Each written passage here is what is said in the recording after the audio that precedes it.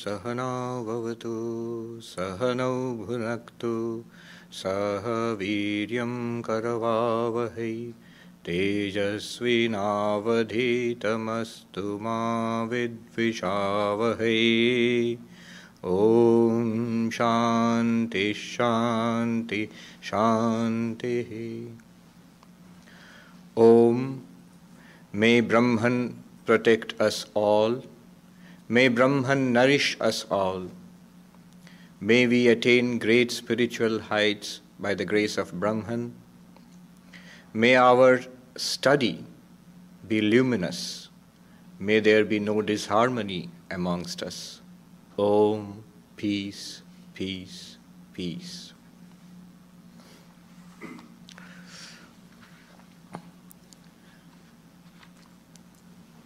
I'll chant the first verse of the Drigdrishya Viveka with which we started last time, and you can follow after me. I'll chant first and then you follow. Rupam drishyam lochanam drik, Rupam drishyam lochanam drik, Tadrishyam driktu manasam, Tadrishyam driktu manasam, Drishyadhivrittaya sakshi, Drishyadhivrittaya sakshi, Drigeva natu drishyate, Drigeva natu drishyate. As we saw last time, this is a most profound verse. It gives us a technique of realizing our true self. You see, in every experience, we have the subject and the object, the one who is experiencing and that which is experienced. The one who experiences is the subject, the knower, or in the language of this, the seer. And that which is experienced is the object, the known, or the seen. Now, it is a matter of common experience that the seer and the seen are different.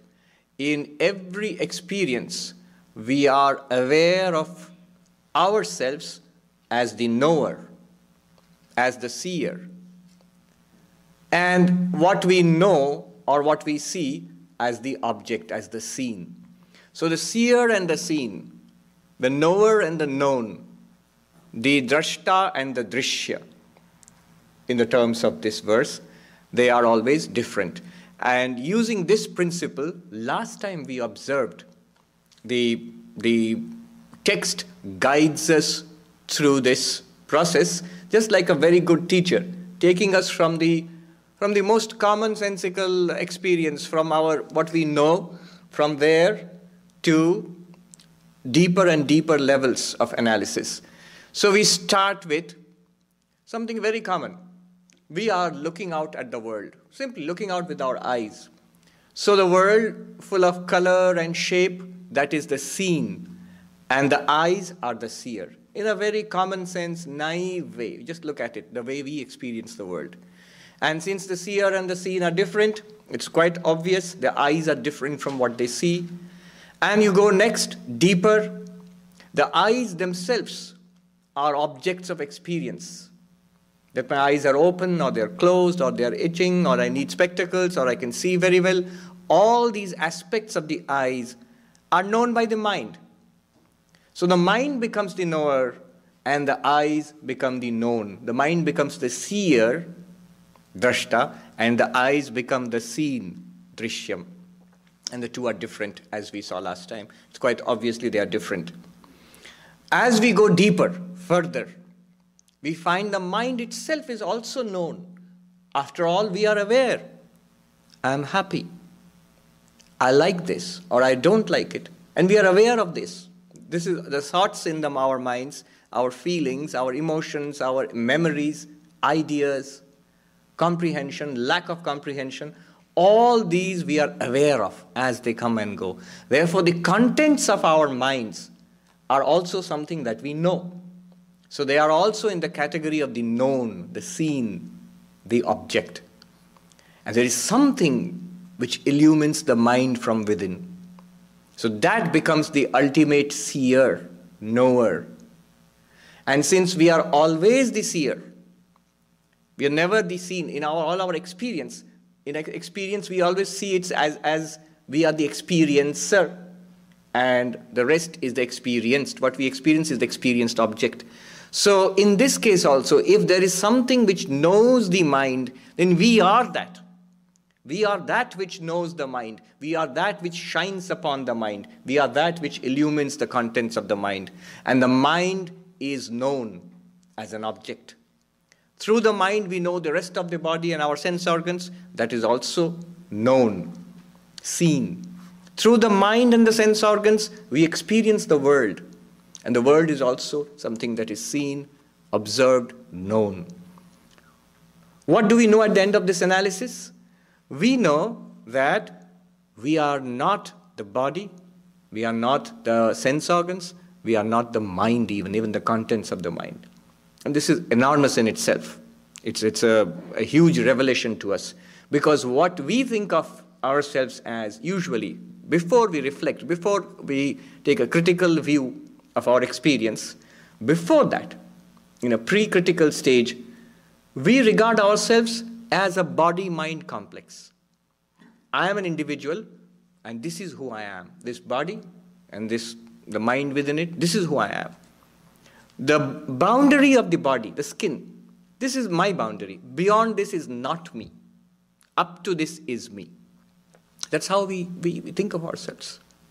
But this analysis, it claims to show us that we are not even this body. We are the experiencer of this body. We are not even the mind within. We are the experiencer of the mind. So we, the experiencer, the knower, we are the witness of the mind and the body. This is what we saw last time. And now we'll go further ahead. We'll go into the next few verses. Some of you were thinking last time, if it took 1 hour to explain one verse, we are not going to make much progress. But don't worry, it's not going to be like that. Some of the verses we can move much faster. For example, now we are going to do the 2nd, 3rd, 4th, and 5th verses. And we are going to do them one after another because what these verses do, 2nd, 3rd, 4th, and 5th, is just explain the first verse. What we saw last time, that is explained in detail by these 4 verses. These Sanskrit verses, shlokas, they have 4 quarters, 4 parts. 1st quarter, 2nd quarter, 3rd quarter, and 4th quarter. And this verse which we did also has 4 quarters. The 1st quarter is, forms are the seen and the eyes are the seer. That's the quarter 1. And verse number 2 explains this quarter. The 2nd quarter is, the eyes are the seen and the mind is the seer. And the 2nd quarter is explained by the 3rd verse. And similarly, the 3rd quarter, the mind itself is seen and there is a witness to the mind. That is explained by the 4th verse. And the 5th verse explains the 4th quarter, that the seer of the mind, the witness itself, never becomes an object of knowledge, never is experienced. It is always the experiencer. So now we shall go into the 2nd, 3rd, 4th, and 5th verses, one after another. I shall read out the Sanskrit as always, and so you repeat after I have read it out. Verse number 2. Those of you who have got the book, you can follow me. Nilapita sthula sukshma, Nilapita sthula sukshma, Rasva dirghadi bhedata, Rasva dirghadi bhedata, Nana vidhani rupani, Nana vidhani rupani, Pashyed lochanam ekadha, Pashyed lochanam ekadha.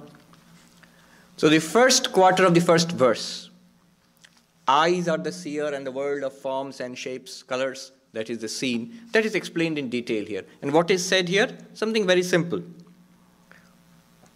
Colors, black or blue and yellow, shapes, forms in the world outside. Some are gross forms, some are very subtle forms. All of them are seen by the eye. Some are long, and some are tall, some are short, and so all these different kinds of forms are seen by the same pair of eyes, by the same organ of vision. You may recall, we learned 3 things last time. First, the seer and the seen are different, number 1. Number 2, the seer is one, and the seen are many. So here you have many colors and many forms, but they are seen by the same eye. I don't mean one eye, but the same organ of vision. And the third thing we learned was the seen are relatively changing compared to the seer. So the forms which we see, the colors and the people, things around us, keeps changing throughout. Relatively speaking, our eyes which see them, they do not change much. Now if you look at the verse, it's very simple. Neela and Pita means blue and yellow. Sthula and Sukshma means gross and subtle. Rasva means short. Dirgha means long. Adi means etc. Bhedata, these differences. Nana vidhani rupani, the variety of forms. Incidentally, the word rupa in Sanskrit, it means form in general, but particularly, specifically, it means color. So, the thing which we first see when we open our eyes, we say we see people and chairs and tables. Actually, we see colors. We see colors and we can make out shapes. So, all these varieties, nana vidhani rupani, varieties of colors and shapes and forms, pashet, sees, the eyes by themselves, ekadha. This is an explanation of the first quarter, meaning thereby the seer, the eyes are different from the forms which they see. Now we go to the third verse. Remember, it explains the second quarter, that the eyes themselves become an object of knowledge and the mind is the seer. So let's go to the third verse. Andhyamandya patutveshu, andhyamandya patutveshu, netra dharmeshu chaikadha, netra dharmeshu chaikadha, sankalpayet mana shrotra, sankalpayet mana shrotra, tvagado yojyatamidam, tvagado yojyatamidam. What does this verse say? Different characteristics of my eyes. Sometimes the eyes may be blind, some persons cannot see, or sometimes I feel that I cannot see well, I need contacts or spectacles, or sometimes I feel I can see well. These different characteristics of the eyes, of my eyes, are known by me. And what knows them? The mind. There's no very deep philosophy here. It's simply recounting our experiences and inviting us to reflect on our experiences. Everybody experiences this. So I know the conditions of my eyes. Eyes are open, eyes are closed, I can see well, I cannot see well, and so on. Who knows this? The mind. If the mind is the knower, then all of these have become the known, the eyes become the known, and the mind is different from the eyes. The knower and the known are different. They cannot be the same. And quite obviously we see, it's a fact that our minds are different from the eyes. Sankalpayet mana. I'll read out the Sanskrit. Andhya means blindness. Mandya means dullness of the eyes, the inability of the eyes to see well. Patu, sharpness of vision. 20 by 20, they say, doctors. And netra dharma, the qualities of the mind, the characteristics of the eyes. Netra means eyes, characteristics of the eyes.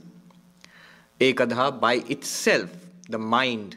Sankalpayet manaha, the mind can cognize, can understand, can think about. Now what do?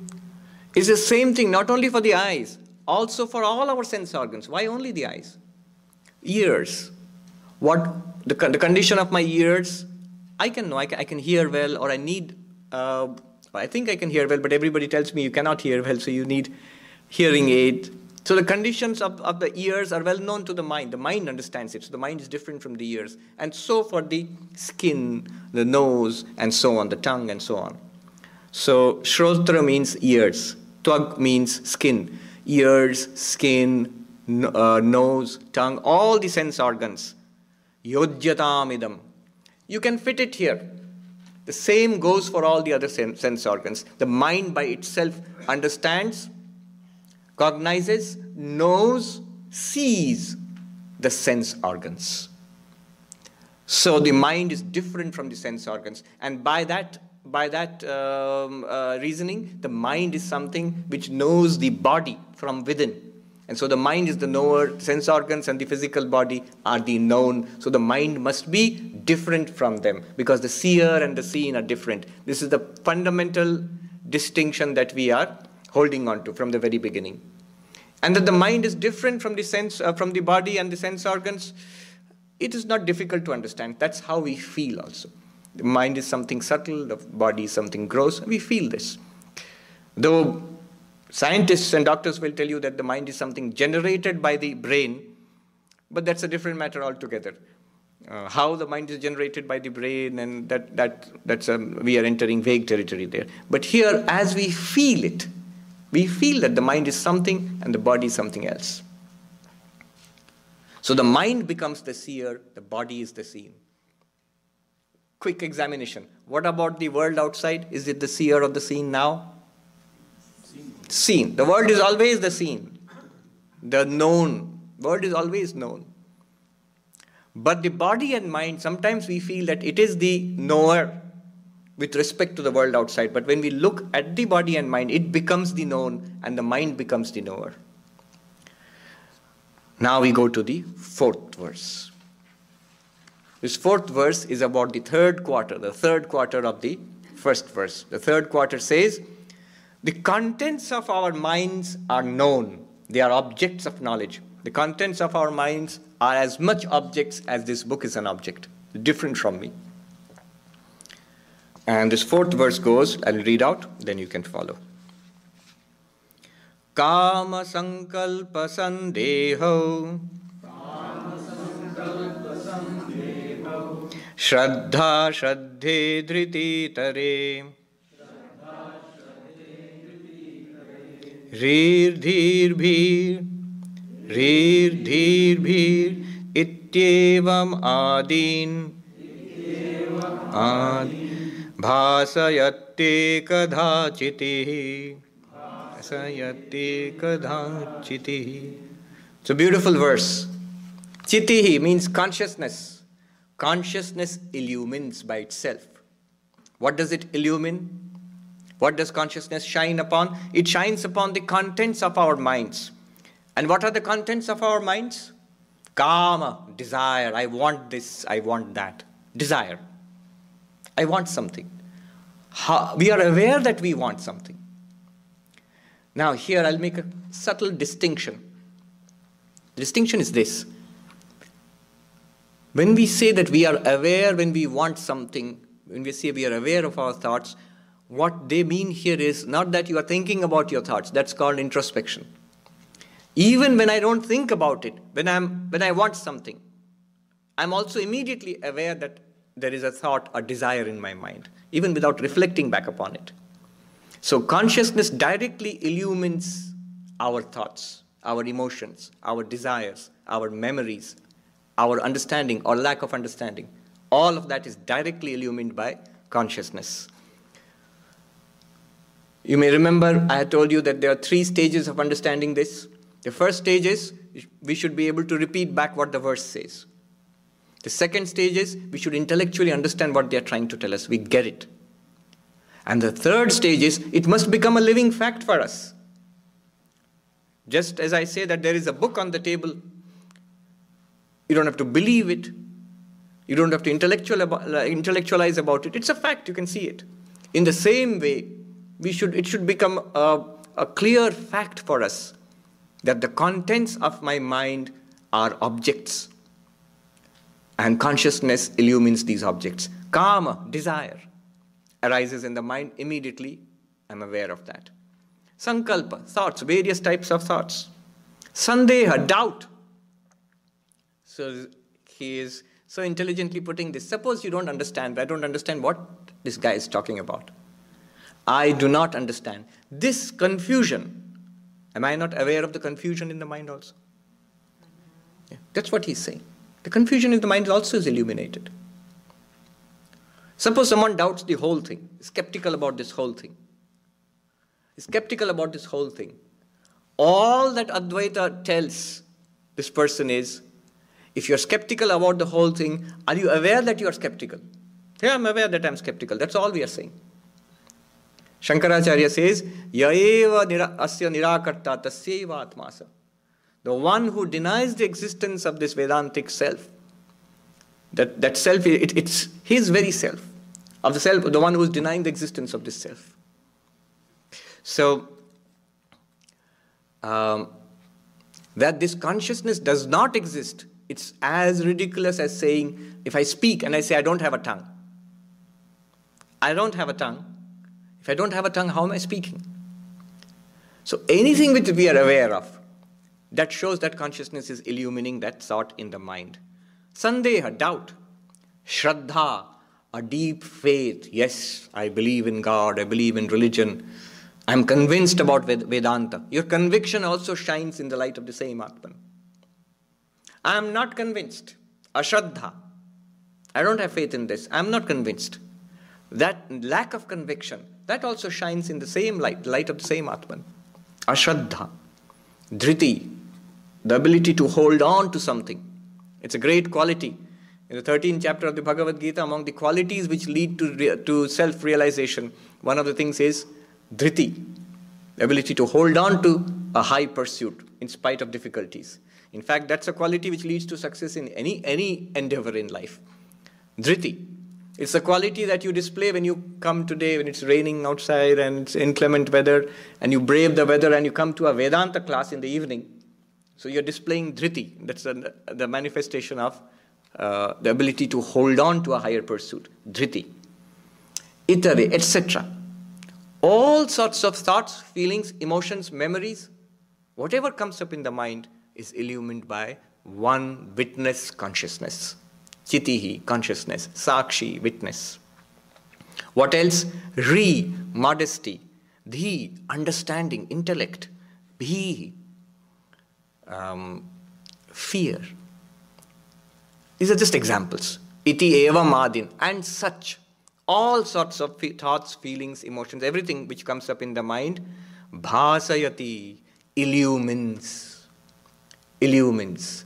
Ekadhachiti. Consciousness by itself illumines all of this. So this is the third quarter, where we first come across a mention of this consciousness. Then, the fifth verse. The fifth verse is a very beautiful verse. It talks about our real self, the true self, what we really are according to Advaita Vedanta, and in a very poetic way. Please follow after me. Nodeti nastametyesha, nodeti nastametyesha, na vriddhim yati nakshayam, na vriddhim yati nakshayam, swayam vibhatyathaanyani, swayam vibhatyathaanyani, bhasayet sadhanam vinam. Sadhanam vina. This consciousness within,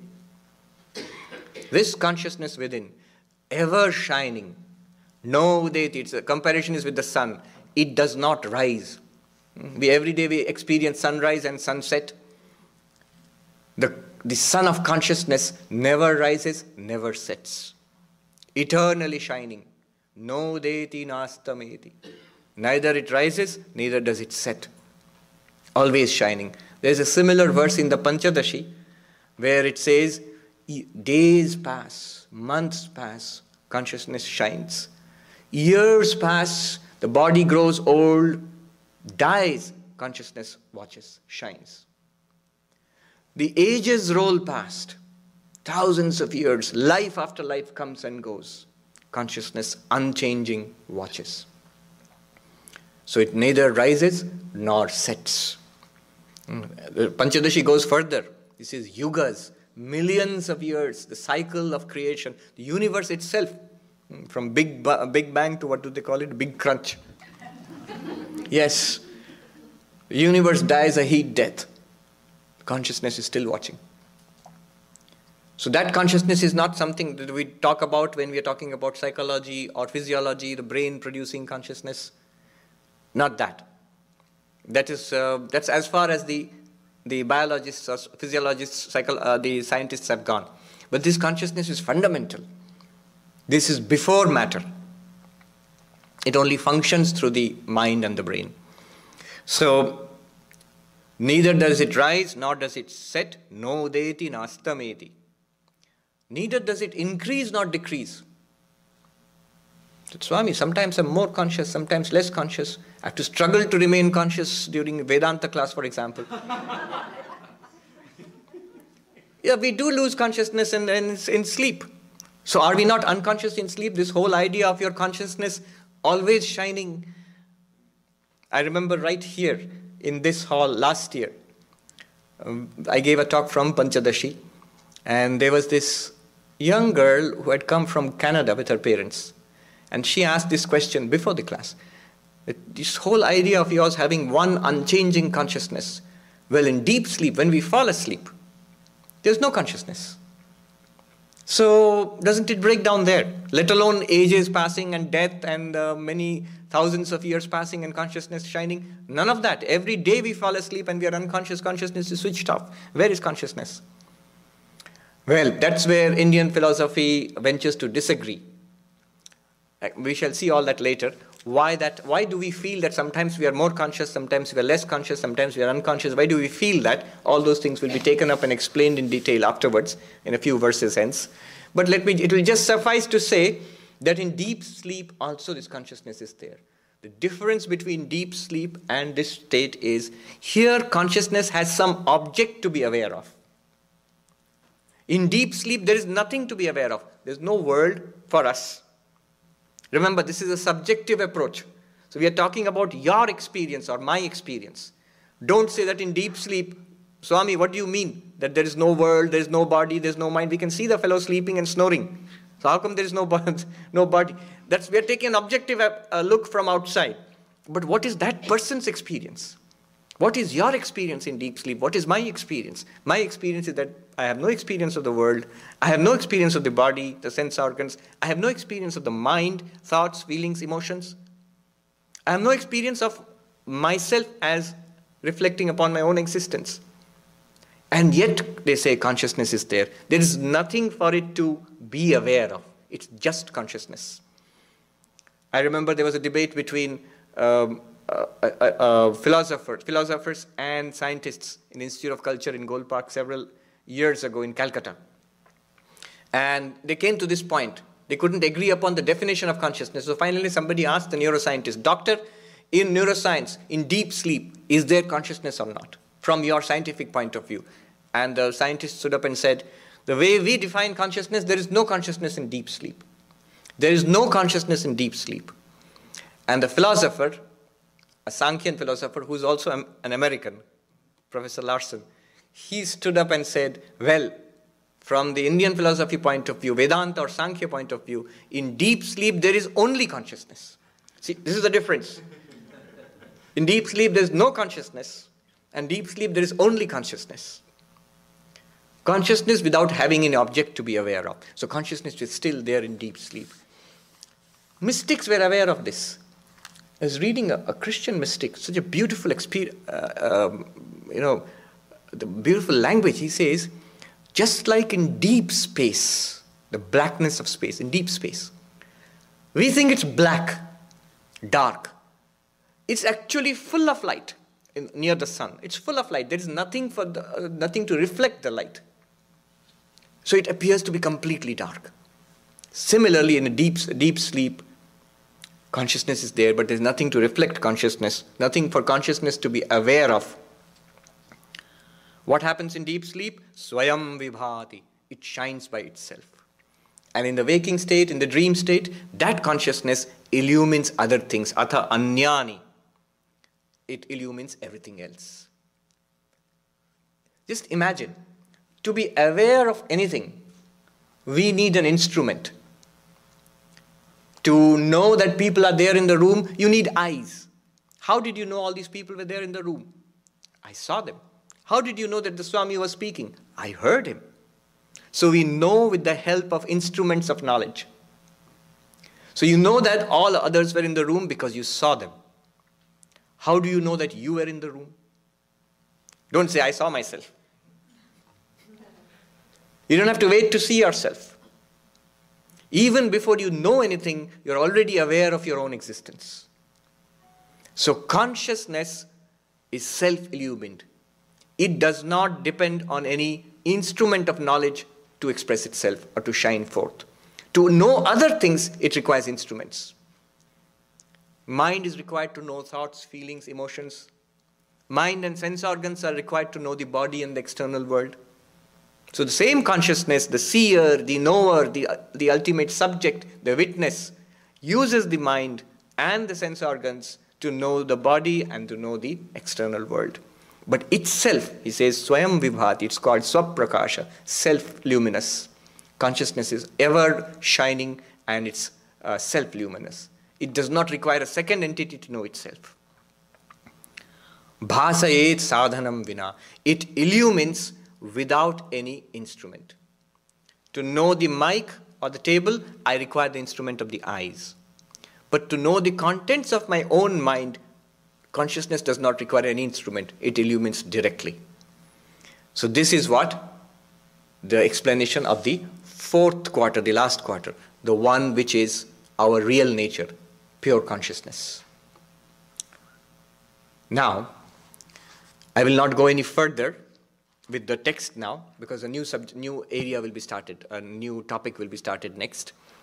But what I'll do is, because this is not just a Drigdrishya Viveka class, this is an introduction to Vedanta. So we'll take a little break here and talk about some general matters. I started straight with the text last time, because as I said, I wanted us all to have a taste of Vedanta itself, straight away, without any preliminary introduction. So now some preliminary talk. Some preliminary matters have to be discussed. The source book, the source texts of the Vedanta are the Upanishads. In fact, the definition of Vedanta, the traditional definition of Vedanta is Vedanta Nama Upanishad Pramanam. What is Vedanta? If you ask a classical Sanskrit scholar, what is Vedanta? He'll say, Vedanta is the source of knowledge known as the Upanishads. Vedanta means Upanishads, the texts called Upanishads. What are these Upanishads? They are part of the fundamental spiritual texts, religious texts, the scriptures of the Hindus, the Vedas.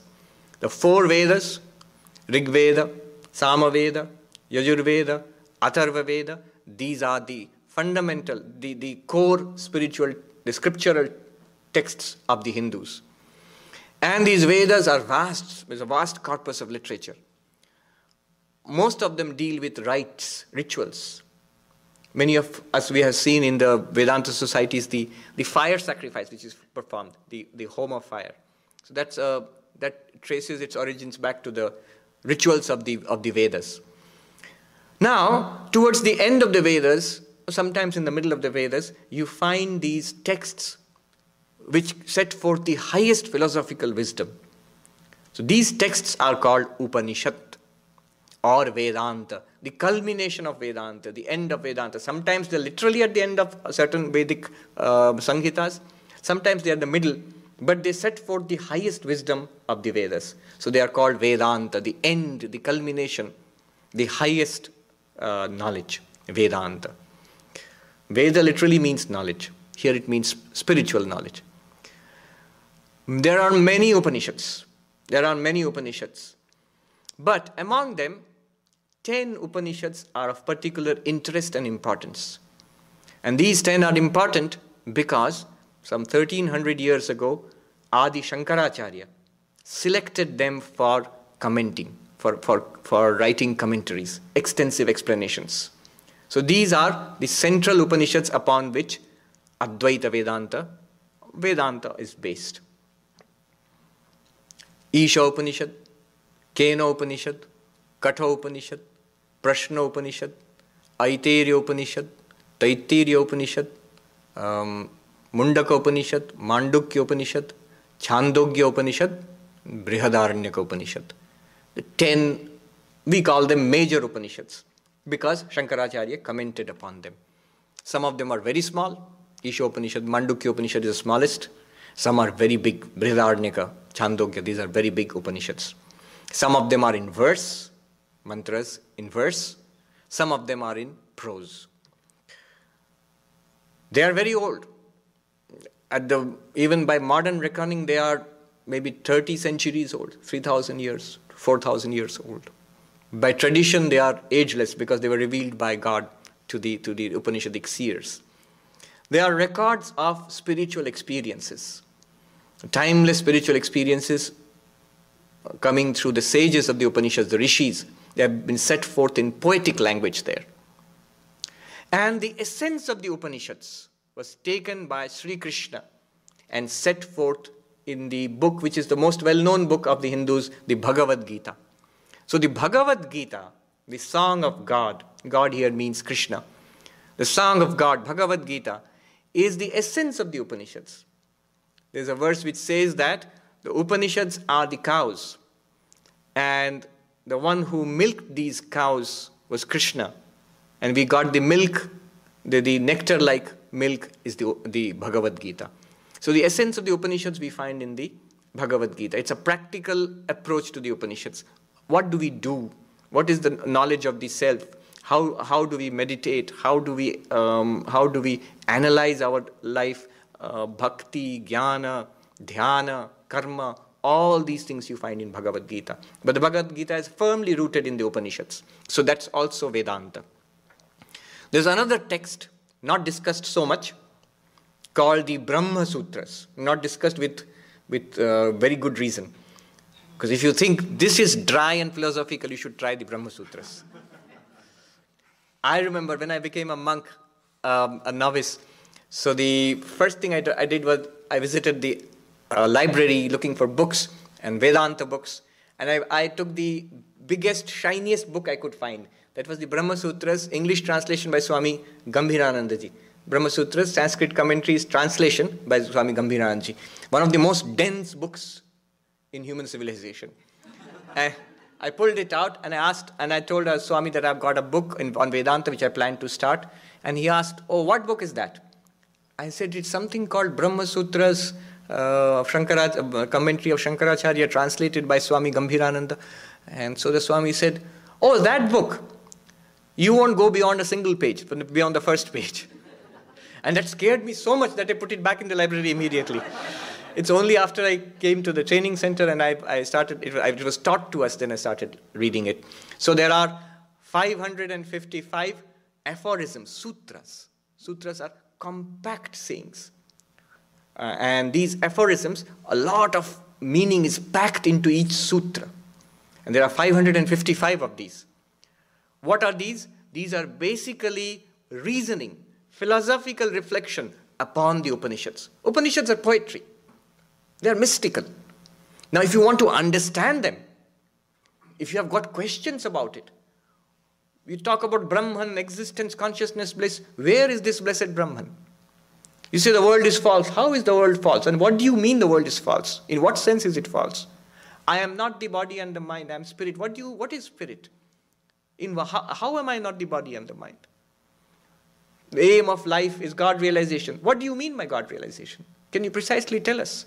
All these things are discussed threadbare. I can see a lot of interested looks, but I warn you. First, let's finish this before we go into the Brahma Sutras. Now, Shankaracharya, he wrote commentaries on the Upanishads, on the Bhagavad Gita, and on the Brahma Sutra. And these Upanishads, the Bhagavad Gita and Brahma Sutra taken together with the commentaries are called Prasthanatraya, the threefold canon of Vedanta. The threefold canon, the canonical texts of Vedanta, central texts of Vedanta. The Upanishads, Bhagavad Gita, and Brahma Sutras. Especially when we consider Vedanta as a philosophical system, the Brahma Sutras are important. So Brahma Sutras with Shankaracharya's commentary forms the basis of the philosophical system known as Advaita Vedanta, the non-dual interpretation of Vedanta. There are other types of Vedanta, different flavors of Vedanta, if you will. Different flavors. You go to a shop, ice cream shop, you have a lot of different flavors of ice cream. So there are different flavors, different types of Vedanta, depending on the interpretation, especially on the interpretation of the Brahma Sutras. So Shankaracharya's commentary, Brahma Sutra Bhashya, is the basis of the philosophy of non-dual Vedanta, Advaita Vedanta.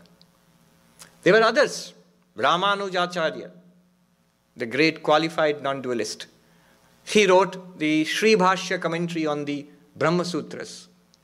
And that forms the philosophical basis of the system known as Vishishtadvaita Vedanta. Madhvacharya wrote the Purna Prajna Bhashya on the same Brahma Sutras, which forms the basis, the philosophical basis of the great system known as Dvaita Vedanta. Nimbarkacharya, he wrote a Bhashya called the Vedanta Parijata Bhashya on the Brahma Sutras, which forms the basis of the system known as Dvaitadvaita Vedanta. Vallabhacharya wrote the Anubhashya on the Brahma Sutras, which forms the basis of another system of Vedanta called Shuddhadvaita Vedanta. And there are others too. There is the Govinda Bhashya on the Brahma Sutras, which forms the basis of Achintya Bheda Bheda, the philosophical system of the Gaudiya Vaishnavas. If that doesn't draw any sign of recognition, the ISKCON, the Hare Krishnas, so they are rooted their tradition is rooted in the Gaudiya Vaishnava tradition, which is a stream of Vedanta, which has Achintya Bheda Vedanta at its core. So these are varieties of Vedanta. And what we are studying, what we teach primarily is Advaita Vedanta, the non-dual Vedanta in the lineage of Shankaracharya. Now, if all this sounds formidable, it is formidable. Let me not make it, no Vedanta light here. It is formidable. So for that reason, the great masters of Vedanta, they wrote introductory texts. They wrote texts which makes our entry into this formidable citadel much easier. And these introductory texts are called Prakarana Granthas. Prakarana Granthas, introductory texts. Many of you are holding in your hands, this book is a Prakarana Grantha, an introductory text. There are many such introductory texts. Among them, a very famous text is Vedanta Sara. Another text is Vedanta Paribhasha. Another well-known introductory text, Prakarana Grantha, is Viveka Chudamani. And there are others. Shankaracharya himself wrote a few. Aparoksha Anubhuti, Upadesha Sahasri, Atma Bodha. These are all Prakarana Granthas. They are all introductory texts. They introduce you to certain areas of Vedanta. They either give you a bird's eye view, or certain important areas of Vedanta, they are introduced for the benefit of the beginner. So this is what we are studying. A few more comments, then I shall stop and take questions. There is something we should know before we go into Vedanta. This is called the sadhana chatushtaya. There are some preliminary qualities that the masters of Vedanta expect from us. Now don't be scared. We all have it to some degree or the other, but we need to work on it. What are these qualities? They are 4 in number. 4 qualities which we need to keep our eyes on. One is Viveka. Second, Vairagya. Third, Shama Damadi Shat Sampati, a set of 6 disciplines. And fourth, Mumukshutvam, a desire for freedom and a yearning for liberation, a yearning for God realization. I'll repeat that. Viveka, it means analysis or discrimination between the real and the unreal. Viveka, from where Swami Vivekananda gets his name. Vivekananda, this is Vivek. Viveka means to distinguish 2 things which are mixed up. Vivich prithak karane, to separate, to understand two things which are mixed up, which come together mixed, to separate them at least in your mind, to know that this is good and this is bad for me. This is eternal and this is temporary. This is real and this is false, though they come mixed together. The ability to do that is called Viveka. And certain amount of that is required to begin Vedanta. She should have told me, wouldn't have come all this way. I don't have too much of this very esoteric sounding quality. It's nothing more than the feeling that there is something to spiritual life. It's nothing more than the feeling that there is something to spiritual life. There is some truth in spirituality, in religion. There is some eternal truth, which if I can realize, if I can get at it, will be of enormous benefit to me. There is some transcendent truth. A certain faith, a certain feeling, a certain intuition, certain openness to which we all have it. Otherwise, none of us would be here today. So we have that. That is Viveka. The ability to distinguish between the temporal world and some belief in a transcendent truth. And even if that scares you, I particularly like Ramana Maharshi of Arunachala fame. Somebody asked him, am I qualified for Vedanta? It seems so tough. And Ramana Maharshi said, did you say I? Am I qualified? Did you say I? If you use the term I, you are qualified. You say I, that means you have a self. You are the self. So you are fully qualified for Vedanta. Who else is more qualified? So that is Viveka. The second thing is Vairagya. Once I have faith in this, then I want that transcendent truth. I want to realize God. I want to know my own nature. And I am not interested in the pursuits of the world. I may continue to do it for my sustenance, but my primary purpose in life is no longer seeking pleasure and power and pursuing the trivialities of the world. That can no longer be the primary purpose of my life. The two, God and mammon, do not go together. You cannot seek both, you cannot have both together. So, now a committed pursuit of the transcendent truth, if there promises that I am the spirit, now I want to know that. I want to realize that. That becomes the primary purpose of my life. The rest of life can continue, and indeed it must continue in a spirit of sadhana. When Sri Krishna tells Arjuna in the second chapter of the Bhagavad Gita about the Atman, this is what we are studying now. He tells Arjuna about this. Arjuna didn't want to fight the war, didn't want to do his duty. When he's told about this, Arjuna says, exactly, this is what I want. I don't want to fight this war. Then Krishna tells him, now that which you were doing for worldly reasons, you wanted to fight the war for revenge against your villainous cousins. You wanted to fight the war to get a kingdom. Now you say you don't want all that. Very good. But now you must do your duty in the spirit of karma yoga, so that you are fit for realizing this spiritual self which we are talking about. So the life goes on, but our attitude towards it changes. Now we are not pursuing temporal goals, worldly goals anymore. We are pursuing the highest goal, moksha. And the third thing is a set of 6 disciplines. The set of 6 disciplines are very quickly shama, a certain calmness and quietude and control of the mind, certain amount. I'm not trying to scare anybody. Then damaha, certain calmness of the sense organs and motor organs. You can't be too restless. There are people who are very intelligent, but very restless. I met this young boy a few weeks ago, very intelligent. And he was talking to me, but all the time bouncing back and forth. In his late teens, bouncing back. He can't stop it. Now, this is one way. I remember when we were novices and we used to go for scripture classes. And there was one of the novices, one of the brahmacharis sitting with us. He had the habit of, like many of us we do, habit of shaking his leg while he was sitting, you know. He was sort of swinging his leg while he was sitting and reading a book. And the Swami who was teaching us, suddenly, very sharply, scolded him. What's that? Stop. Sit still.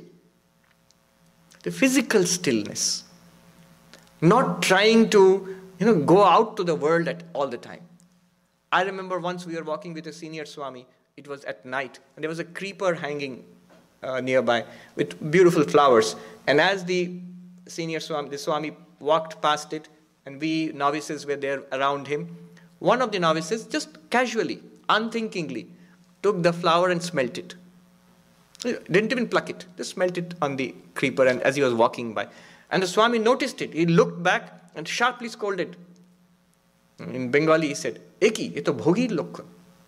What is this? This is the sign of a person who wants to have sense enjoyments. It's an unthinking reaction. Something is nice there, I must see it. Something is tasty there, I must eat it. This continuous going out into the world, there must be some control over that. And most of us do. We have certain control over that. So that is Dhamma. And then you have Uparati. Turning the mind backwards. That mind which is restrained, it should not flow back into the world. Uparati. Rati means enjoyment of the world. Reverse that, Uparati. Then we have Titiksha, fortitude. A certain spiritual toughness. Toughness is required for success in any endeavor. I have a tummy ache, I'm too tired, I won't meditate today. No, toughness requires I must get up and meditate. It's raining, I won't go to the Vedanta class. No, Titiksha, toughness, spiritual toughness requires I must hold on to that, I must go to the Vedanta class. Putting up with the troubles that life throws at us, ignoring all that, holding on to our spiritual pursuit. That is spiritual toughness, and a bit of that is required. And then you have samadhana, meditativeness, settling down, having withdrawn from the world, settling down on God, on the Atman, on Vedanta, thinking about Vedanta, studying Vedanta, practicing Vedanta, and not doing anything else. Reducing our worldly activities, engagements, so that energy and time are poured into this and not to anything else. That's the whole purpose why people become monks. The whole purpose of becoming a monk in the Vedantic tradition is samadhana, so that we can withdraw from the world and settle down on Vedanta. That's the whole purpose. Then Shraddha, a certain faith that what the scriptures say is true. This is not belief, not faith in the sense that you have to believe. It's just the faith that when I go to a class in UCLA or somewhere, a physics class, just that much faith that what the books say is likely to be true, what the professors are teaching me are true. They are not pulling a clever one over me, and it's likely to be true. And I expect to understand and expect to see proof of truth. That much faith is necessary. That's all. When we go to learn anything, that much faith is there. So Shraddha. These are the 6 disciplines. So these are the preliminary qualities which are expected. You see, it's a tall order. If you look at our lives, we have all of that to some extent. What Vedanta tells us is we must cultivate, polish that up, so that we can come up to the required level, the entry level for Vedanta. I'll stop here. This was a preliminary talk on Vedanta, introduction to Vedanta. In the next class, again, we will carry on with the text. Questions? Yes, there's a question there. Swami, there is no such thing as unconsciousness in Vedanta? Yes. We will read that a little later. Basically, what we call consciousness and unconsciousness are functions of the mind. There is a state when the mind is active. There is a state when the mind is dull, in torpor. There is a state when the mind shuts down in deep sleep. That's what we call unconscious. But what Vedanta calls consciousness, and what we call consciousness, is the mind plus consciousness. You see, when I am seeing, I am hearing, I am talking, science or psychology would call these conscious events. Vedanta says the event part of it is a part of the mind. The consciousness is not an event, it's a constant illumination, constant light. So, what happens is the mind can shut down, consciousness still remains. So that consciousness, the pure consciousness, there's no unconsciousness there. There is no absence of consciousness there. In fact, if you understand this, you can see how people make a mistake. There is an increased interest in pure consciousness among psychologists too. And I saw a workshop, a seminar on pure consciousness, where they were cognitive scientists, psychologists, linguists, computer scientists, all of them, one of the areas they talked about was pure consciousness, and there were papers on that. And one of the papers was called, wait for it, the name of the paper was Pure Consciousness Events. You're good Vedanta students, that's why you laugh. You understand now why the term itself shows a lack of understanding. You're laughing, you understand. You understand that pure consciousness cannot be an event or a series of events. The event part of it is in the mind, in the sense organs, in the mind. These are changes. And pure consciousness is a constant, unchanging illumination, which cannot be called a event or events. Events happen in pure consciousness. They're illumined by pure consciousness. Pure consciousness itself is not an event. Okay. Yes, there's a question. Devin. Can you just reiterate what you, in the fourth verse that we read, it says that consciousness illuminates the various thoughts in the mind and how it's different from introspection? Yes. That's an important point. The fourth verse says, the consciousness by itself illumines the various thoughts, feelings, emotions in the mind. Desire, kama, sankalpa, thoughts, sandeha, doubt, shraddha, faith, ashraddha, lack of faith, dhriti, fortitude, holding on to something, itara, etc. Ri, modesty, dhi, understanding, bhi, fear, iti eva madin, and all such things are illumined by consciousness itself. I can put it this way, it's very subtle, but there's a point here. You see, the doubt which may be raised here, and it should be raised, is that why are you saying that consciousness illumines all these? Why can't you say the mind is thinking about the mind? When I say that consciousness illumines a thought in my mind, isn't it the mind thinking about that thought? Because the mind can do that. That's the thing. The mind is designed to think about things. So the things which the mind can think about are in the world outside. They are in the body. I can think about my body also. And I can think about my thoughts. I am having spiritual thoughts. I am having non-spiritual thoughts. I am having good thoughts and bad thoughts. I am trying to remember something. I cannot remember something. This is the mind thinking about itself. This is called introspection. What is mentioned here is not introspection. The simple test of this is, even when I am not introspecting, suppose I am fully engaged in some activity, I am still aware. I am not thinking about thinking, but I am still thinking and aware. In fact, that's a much more concentrated state of the mind. And the second proof which the Vedantins gave, why it is different from introspection, is that there is consciousness in deep sleep too. Where the mind is just not thinking, the mind has shut down, there is consciousness. But that many people may not be convinced of, many people may find it difficult to understand. But just take consciousness as we experience in our day-to-day activities, just now. I can think about what's going on in my mind, or I may not think about what's going on in my mind. Even when I'm not thinking about it, still I experience joy, sadness, satisfaction, lack of satisfaction, understanding, incomprehension. I experience these, which means they are all objects of consciousness. There's one point I'll mention here and later on. The great temptation by reading all this is to try to be a witness. There are meditation techniques where they tell you, now witness your thoughts, witness your sensations, witness your thoughts. And there are good meditation techniques. But Vedanta is not talking about that. The witness that Vedanta talks about is the witness whether you try or you do not try. Whether you ever read Vedanta or you do not read Vedanta, the witness is always the witness. It's not a created witness. It's not a witness we manufacture by effort. What they're pointing out is an existing truth. I remember a Swami in Uttarakhand explaining this, what we are reading.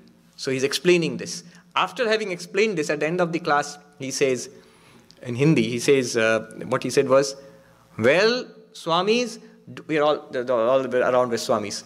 So, Swamis, do you feel that you are the Sakshi, the witness, Do you feel that? And now you feel it, don't you, that we are the witness? And many of them nodded, yes. And what he said works very well in Hindi. He said, "Bahut bade gaddhe mein giroge." You're going to fall into a pretty big hole, which you have dug for yourself. The witness which you feel that I am the witness of everything, which I try to think of myself as the witness, I'm thinking about it. It's something that I'm generating with my mind. It was not there earlier. The moment you leave and you face a traffic jam on the 101, that witness will go away. It's something you're thinking about. The moment you stop thinking that I'm a witness, you don't feel that you are a witness anymore. That is not the real witness. Though I'm not saying that thinking like that is bad. Thinking like that is good. It's a good practice. But that's not the Vedantic witness, the real self. The real self is the self all the time. There is a witness all the time. One more question, then we are done. Yes. Swami, since we have so many distractions when we are awake through our senses, can we take comfort in the hours that we have where there is only consciousness? Yes. In fact, we do take comfort. The most comforting thing that we have is deep sleep. The most relaxing thing. Our mind gets tired by thinking about objects, experiencing objects. The mind shuts down. Pure consciousness by itself is not tiring. What gets tired is the mind. So the hours of pure consciousness and deep sleep are most comforting. And those who are great meditators, those who can experience samadhi, it is said that the deepest relaxation is possible in samadhi when they can consciously, deliberately shut the mind down. Yogash chitta vritti nirodha. And they experience the deepest relaxation. In fact, it is said that those who have experienced samadhi, they need not sleep. Their requirement of sleep goes down. So yes, that is deeply relaxing. Last question, one more question. So, the witness is, consciousness is. Yes. I am born, I exist for 70 or 80 years in this form, in this life. And then this body goes and this brain rots, and what continues and what comes back? Yes. Those questions will be answered. All those things are dealt with. The book looks deceptively slim. It has lots and lots of material. But to put it very briefly, I am not born. The body is born. Even the mind is not born.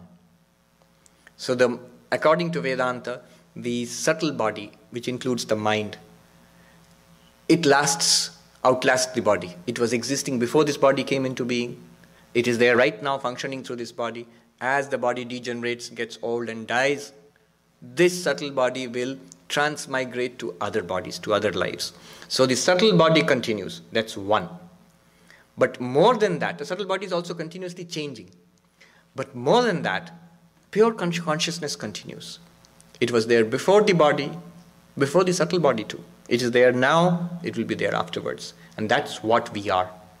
We are not only not this body, we are not even the subtle body which goes from life to life. We are not even that. This will be clearly shown later on.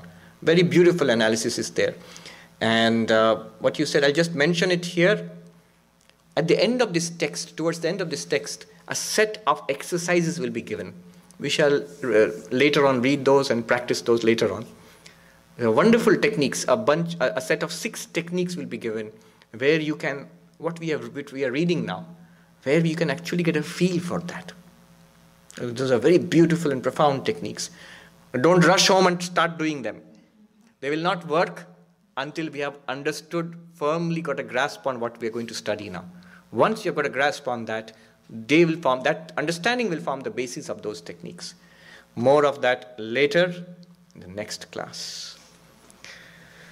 Om Purnamadah Purnamidam Purnat Purnamudachyate Purnasya Purnamadaya Purnamevavashishyate. Om Shanti Shanti Shanti. From the infinite has come this manifested world. That is infinite, this is also infinite. Realizing the infinite nature of this manifested world, the infinite alone remains. Om, peace, peace, peace.